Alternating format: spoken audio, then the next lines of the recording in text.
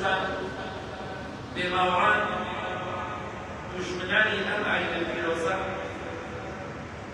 هەموو کاتێک پیران و سیاسەتی ئەوە بەکاردەهێنن کە گومان دوودڵی بۆ شوێنکردوانی ئەم ئاینە پیرۆزە دروستکرد هەر لە کۆنەوە تا ئێستا و تا قیامەتش دژمنان سیاسەت و پیرانی گومان و دوودڵی دروست ئەکەن لە دڵی موسڵمانان کاتێک کە خۆشەویستی خوا صلی الله علیه وسلم ئیسرا و میعراج شەوڕەکەیەکدا بۆ بەیانی بۆ خەڵکی باس کرد بێباوەڕەکان کافرەکان هاتن بۆ لای نزیکترین کەسی پێغەمبەری خوا صلی الله علیه وسلم بۆیانە گومان و دوودڵیەوە وتیان ئەی ئەبوبەکری سدیق ئاگات لێیە هاوڕێکت چی دەڵێ کە محەممەدە صلی الله علیه وسلم ئەڵێ ئەم شەو ڕۆژتوومەتە لە مەکەوە چوومەتە بەیت المەقدس قودس وەگەڕاویشمەتەوە پێش بانگی بەیانی پێغەمبەری خوا صلی الله علیه وسلم بێگومان نەک تەنها چووە قودس بەڵکو چووە ئاسمانەکان و هاتیشەوە بە فەرمانی خوا ئیمامی ڕۆبۆکر ڕزای خوای لێ بێ پیاوچاکە ئەولیای خوایە بەس غەیبی نازانێت لەگەڵ پێغەمبەری خوا صلی الله علیه وسلم لە شارێکدایە نازانێ شەوڕەوی و ئیسرا و میعراج کراوە بۆیە فەرمی ئەوە قالە ذەلیکە ئایا محەممەدی هاوڕێم صلی الله علیه وسلم شتی وای وتووە تەئکید دەکاتەوە وتیان بەڵێ وای وتووە ئەوە تا ناو خەڵکە بڵاوی دەکاتەوە دەڵێ چوومەتە قودس یەکەم جار پێغەمبەری خوا صلی الله علیه وسلم باسی ئەوەی بۆ کردن بۆی باوەڕی پێبێن نەک هەمووی باسکا بە یەکجار بەڵام ئەوان باوەڕیان بۆ نەبچێتە قودس و بێتەوە چ جای بچێتە ئاسمانەکان فەرمووی شتی وای وتووە وتیان بەڵێ پێغەمبەری خوا صلی الله علیه وسلم محەممەد وتووێت ئەو قسەی ئەوە بڵاو بۆتەوە فەرمووی ئەگەر وای وتبێ ڕاست دەکات ئەوە ئیمانە ئەگەر وای فەرموو بێ پێغەمبەری خوا صلی الله علیه وسلم ئەو قسەی کردبێ بێگومان ڕاست دەکات وتیان تۆ باوەڕی پێ دەکەی لە شەوێکدا ئەم ڕێگایە ببڕێ و پێش بانگی بەیانی بێتەوە فەرمی لەوە دوورتریش باوەڕی پێ دەکەم ئەگەر لەوە دوورتریش بڵێ زیاتریش ڕۆشتومە هەر باوەڕم پێیەتی چونکە پێغەمبەری خوایە صلی الله علیه وسلم ئالەو ڕۆژەوە ناوی نەدا ئەبوبەکری سدیق چونکە ڕاستگۆیە ڕەزا و ڕەحمەتی خوای پەروەردگاری لێبێت سەیری کە ئەم بێدینانە دەیانەوێت گومان و شک دروستکەن بۆ شوێنکەوتوانی ئەم ئاینە پیرۆزە ئەم ڕۆژ بە هەمان شێوە کۆمەڵێک تۆمەت و قسەی ناشرین ئەدەنە پاڵ ئەو ئیسلامە پیرۆزە بەڵام ئیسلام زۆر زۆر لەوە گەورەترە ئەوەی دژایەتی ئەو خوای کرد ئەو دینەی کرد بەسەر شۆڕی سەری نایەوە ئەگەر تۆبەی نەکرد بێت کەواتە ئێمە دەڵێین ئەی بێدینەکان ئەو کەسانی کە زمانتان درێژ کردووە بەرامبەر بەم ئیسلامە پیرۆزە ئێمە جوێنتان پێ نادەین چونکە جوێندان خوا پێی ڕازی نییە ئەگەر بە کافری جوێن بدەیت بانگەواز بەوە ناکرێت دینی خوا بەوە ڕوون ناکرێتەوە جوێن بە خەڵکی بدەیت ئامۆژگاری خەڵکی بکە ئێمە دەڵێن ئەی بێدینەکان ئەو کەسانی کە چاوتان بەم ئیسلامە پیرۆزەدا هەڵنایە پێتان دەڵێن ئەگەر شانازی بەوە بکەن ئێوە فەخر و شانازی بەوە بکەن کە چوونەتە سەر مانگ ئەویش خلافی تێدایە چونکە هەندێک لەوانەی کە شوێنکەوتوانی خۆیان باس بێدینەکانەکەن باس موسڵمان ناکەن هەندێک لەوانە دەڵێن ئەو قسە هەر ڕاست نییە کەس نەچۆتە سەر مانگ جەماعەتی خۆیان باس دەکەن بێدینەکان ئەوانەی کە ئیشە دەکەن کە بە حساب چۆتە سەر مانگ هەبوو لە دوای مردنی نامەی جێهێڵاوە و دوێتی شتی وان نییە و ڕاست نییە مەبەستم چییە ڕاست بە یادرۆ بێ منەکە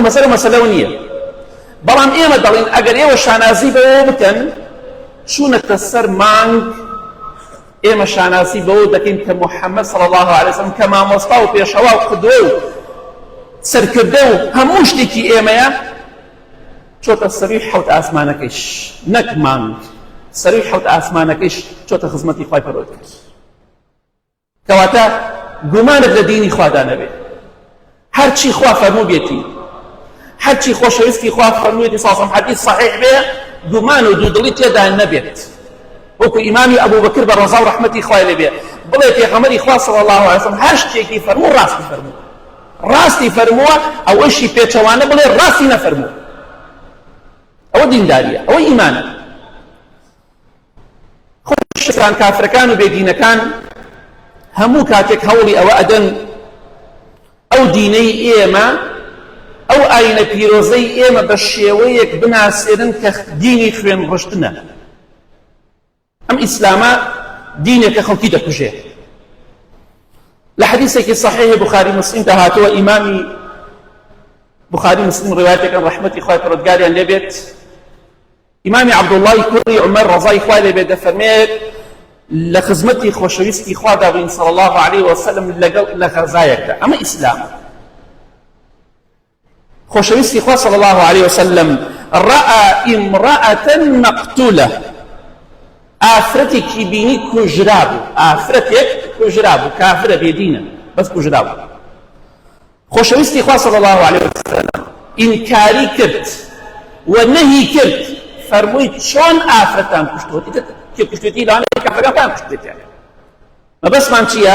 فەئەنکەڕ وەنەها عن قتل النساء والصبيان. خۆشەویستی خوا صلی الله علیه وسلم نەهی کرد و ڕێگری کرد و ئینکاری کرد چۆن ئافرەت و منداڵ دەکوژرێت، نابێ بکوژرێت. بۆیە کاتێک کە سوپایەکی بەڕێ دەکرد دەیفەرموو ژن مەکوژن، مناڵ مەکوژن، پیرەژن مەکوژن، ئەختیار و پیاوی بەتەمەن مەکوژن، خانوو تێک مەدەن، کەنیسەکان و معبەدەکان و پەرستگاکان تێک مەدەن. ئەمە ئیسلامە. ئەوە تا خۆشەویستی خوا صلی الله علیه وسلم کافرێکی ئافرەت دەبینێ کوژراوە ئینکاری دەکا و ئیدانەی دەکا. ئەمە ئیسلامەکەی محەممەد صلی الله علیه وسلم. ئەمە ئەو دینی محەممەدەیە صلی الله علیه وسلم کە ئەمڕۆ زمان درێژی بەرامبەری دەکرێت. دینی محەممەد صلی الله علیه وسلم دینی ڕێز و حورمەتە، نەک دینی خوێن ڕشتن. جەنگیز خان خۆ مسلمان نەبوو، لە مێژووە باسی دەکرێت 40 ملیۆن خەڵکی کوشت، 40 ملیۆن مسلمانیش نەبوو.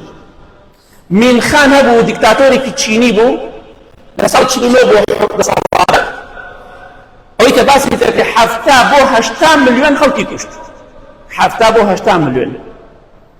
ستالین مسلمان نەبوو، بێدین بوو، باسی دەکرێت 40 ملیۆن خەڵک بەهۆی ئەوە کوژراوە، 40 ملیۆن. هیتلەر دەڵێن 27 ملیۆن بەهۆی ئەوە کوژراوە. ئەمانە نە مسلمان بوون نە ڕیشداریش بوون. ئیسلام خوێن ڕشتنی دروست کرد، ئەوانشی کە بە ناوی ئیسلامەوە ژن و کچی خەڵکیان زینە بە چاڵ کرد، ئێمە پێتان دەڵین ئەوانە دروستکراوی غەربن. ئەو تیرۆریستانە دروستکراون، خۆیان ئیعتراف دەکەن. گوتان لە ئۆباما نەبوو چی وت؟ ئەمانە خۆیان دروستی دەکەن بۆ ئەوەی ئەو دینەی خوا ناشرین کەن. ئەینا دینی محەممەد صلی الله علیه وسلم دینی ڕێز و حورمەتە. دینی محەممەد صلی الله علیه وسلم ئەو دینەیە کە جەنازەیەکی جوولەکە بەلایە تێپەڕی هەڵسا، فەرمیانەوە جوولەکەیە، فەرمی ئەوە نەفسێکە، مرۆڤێکە، بێ ڕێزی لێ بگیرێ. ئەوە دینی محەممەد صلی الله علیه وسلم، نەک ئەوەی تیرۆریستەکان دەیکەن. چەند جەها جار باسمان کردووە ئەوانە دروستکراون، ئەوانە بۆ ناشرینکردنی ئەو دینەی خوا هاتوونە، هەمویان بەکرێ گیراون سەرکردەکانیان. بۆیە با دینی خوا وەکو خۆی بگەینی. بۆیە ئەو دوژمنانەی خوا هەموو کاتێک هەوڵەدەن ئەو دینەی خوا بە دینێکی تۆقێنەت بناسێنن، خوێن ڕشتن و تۆقێنەت. بەڵام بڕۆ سەیری مێژوو کە ئەگەر مسلمان 10 کەسی کوشتبی ئەوان 1000 کەسیان کوشتووە بێدینەکان. بۆ باسی مسلمان دەکرێت. ئەمڕۆ غەزە ژن و مناڵ و کچ دەکوژرێت، بۆ باسی ئەوانە ناکەن. ئەوان کەسانێک دەکوژن کە لەسەر دینی محەممەد صلی الله علیه وسلم. کەچی دەڵێن دینی محەممەد صلی الله علیه وسلم دینی خوێن ڕشتنە، دینی کوشتنە، نەخێر، دینی خێر و بەرەکەت و ڕەحمەتە. ئەوە دینی پێغەمبەری خوایە صلی الله علیه وسلم. ئەمانە هیچیان مسلمان نەبوون، هەموو بە 100 ملیۆن خەڵکیان کوشت. هیچیشیان دیندار نەبوون، هیچیشیان ئیماندار نەبوون و هیچیشیان شوێنی محەممەد نەکەوتبوون صلی الله علیه وسلم. چەندەها دیکتاتۆری ئاوا زاڵم هەبوو. وەی خۆشەویستان، کافرەکان و بێدینەکان و دژمنانی ئەم دینە پیرۆزە هەموو کاتێک سیاسەت و پیلانی ئەوەیان هەیە لە کۆن و لە تازەوە ئەمە یەکێ لە پیرانە پیسەکانیانە سێکە لە قورئاندا چۆن باس کراوە خی گەورە دەفەرمێ وقال طائفة من أهل الكتاب آمنوا بالذي أنزل على الذين آمنوا وجه النهار واكفروا آخره لعلهم يرجعون سيد أم بيلانك أما بيلانك القرآن دا باس كراو جماعتك لا قاورو جولك كان بتايبتي جولك كان بيلانك عندنا سياستك عندنا لنا أخوان دا وتيان چي وتيان با هندك لإيما إيما جولك هندك من مسلمان دبين تاقي بياني لسرتاي روجه ومسلمان دبين بلام ايواره پێشەوەی خۆرئاوە بێ کافرە بێت لە دینەکە هەڵەگەڕێنەوە بۆچی لعلهم يرجعون بۆی ئەو دینە لە بەرچاویان ناشرین بکەین سەیری ئەم پیلانەکە بڕۆ سەیری مێژوو کە چەندەها کەس هەبوونە بە ناوی مەلاوە لەم کوردستان و عێراق و وڵاتانی خۆماندا بە حساب مەلا بوونە بەڵام لە ئەسڵا جوولەکە بوون مسلمان نەبوون بۆی ئەو دینەی خوا بە باو باپیری ئێمە بە پێی پێویست نەگەیشت ئێمە دینمان تازە نەکرد و دینمان نەگۆڕیوە بەڵام ئەوە پیرانی دوژمنانی ئەم دینەیە تاقی ئێبەیانی مسلمان بن تاقی ئێوارە لە دینەکە هەڵدەڕێنەوە بۆی ئەو دینە خەڵکی بە گومان بێدێ بەڵام خوا دینی خۆی سەردەخات دەیانەوێت دینەکەمان ناشرین بکەن دەیانەوێت خەڵکی گومان و دوودڵی بۆ دروست بێ و بێباوەڕ بێ تۆ سەیر ئەم پیلانەکە ئێوارە کافر ببنەوە بۆی خەڵکی بگەڕێتەوە و خەڵکی دوای ئێوە واز بێنێت بڵن دیارە ئەمانە دینەکەیان بەدڵمە بۆ دیارە دینە بەتەڵ نایە نەعوذ بالله بەڵام سپاس بۆخوا دینی ئێمە ڕۆژ بە ڕۆژ لە گەشەدایە لە زیادبووندایە سپاس بۆ خوای پەروەردگار پێتان دەڵێن ئەی بێ باوەڕەکان ئێوە دەتانەوێت گومان بۆ ئێمە دروستکەن بەرامبەر بەو دینەی خوا ئێمەش دەڵێن هەروەکو چۆن ئیمامی عومەر فەرمی ڕەزای خوای لێبێ ئێمە قەومێکی زەلیل و سەرشۆڕ بووین قەومێکی زەلیل بووین خوای گەورە بە ئیسلام عیزەت و ڕێز و حورمەت و شەرەفی بە ئێمە بەخشی هەر کاتێک بمانەوێت لە غەیری ئەم ئیسلامەدا بەڕێز بین بە عیزەت بین خوا زەلیلمان دەکات ئیمامی عومەر فەرمی ڕەزای خوای لێبێ ئێمەش بەهۆی ئەم دینەوە ڕێز و حورمەتمان هەیە ڕێز و حورمەتی ئێمە لەم دنیا و لەو دنیاش پەیوەندی بەم دینەوەیە بۆیە شانازی پێوە دەکەین هەزار کەسیش لەو دینە هەڵبگەڕێتەوە ئێمە زیاتر ئەو دینە دڵماناشری نەبێت بە ئیزنی خوای گەورە خوای گەورە ئاخرمان بەخێر بگێڕێت یا ڕەبی خوای لە گوناهاکانمان خۆش بی لە گوناهی دایک و باوک و مردوەکانمان خۆش بی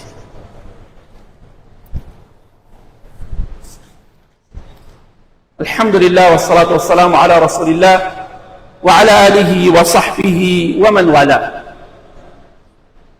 خۆشەویستان بێباوەڕەکان بێدینەکان دوژمنانی ئەم ئاینە پیرۆزە کە بە ئێمە دەڵێن کۆنەپەرست بەڵام خۆیان کۆنەپەرستن ئەوەی کە بتپەرستە دینەکەی پێش ئێمەیە گاورەکان لە پێش ئێمەوە هەن جوولەکەکان لە پێش ئێمەوە هەن بوزیەکان لە پێش ئێمەوە هەن کەواتە دینی ئێمە کۆنترەیە دینی ئێوە کامیان کۆنترە ئەگەر ئێمە کۆنەپەرست بن ئێوە زۆر کۆنەپەرستریشن چونکە دینەکەی ئێوە پێش ئێمەیە کەواتە ئەوەی دینی خوا بێ کۆنەپەرستی نیە تەورات بێ ئینجیل بێ زەبور بێ قورئان بێ هەر چێک بێ ئەوەشی دینی خوا نەبێ هەمووی کۆنەپەرستیە ئەگەر ساڵێک بێدامەزرا بێ دواکەوتوویە بێباوەڕان دوژمنانی ئەم ئاینە پیرۆزە پارەیەکی زۆر سەرف دەکەن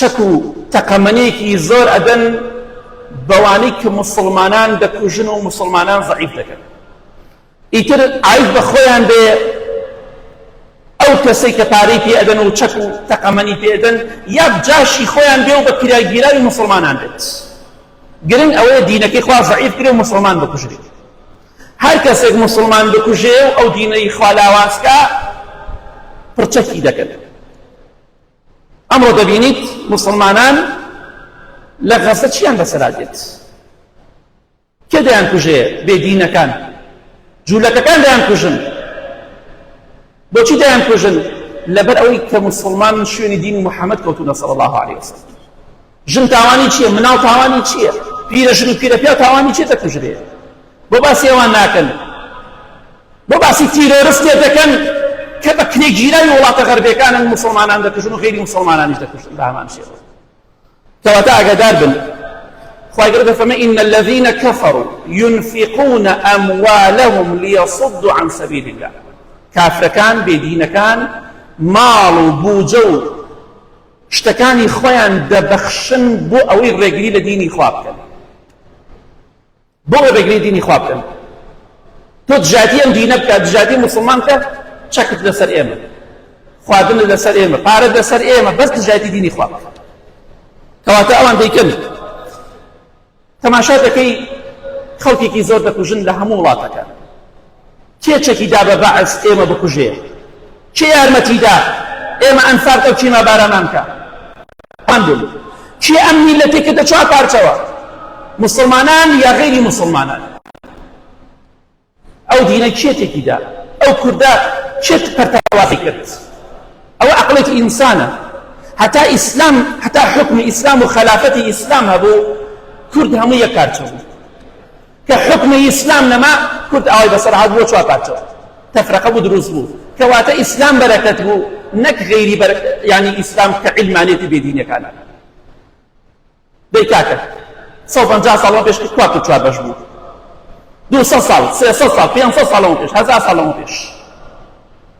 بێدینەکان سەرۆت و سامان سەرفەکەن، چەک ئەدەن بە هەر کەسێک ئێمە بکوژێ و ئەو دینەی خوا زەعیفکە. بەڵام پێغەمبەری خوا صلی الله علیه وسلم بە ئیمامی عومەری فەرموو بڕۆ پێیان بڵێ، بە بێدینەکان بڵێ، هاوار کە پێیان بڵێ قەتلانا فی الجەنە وقەتلاکم فی النار.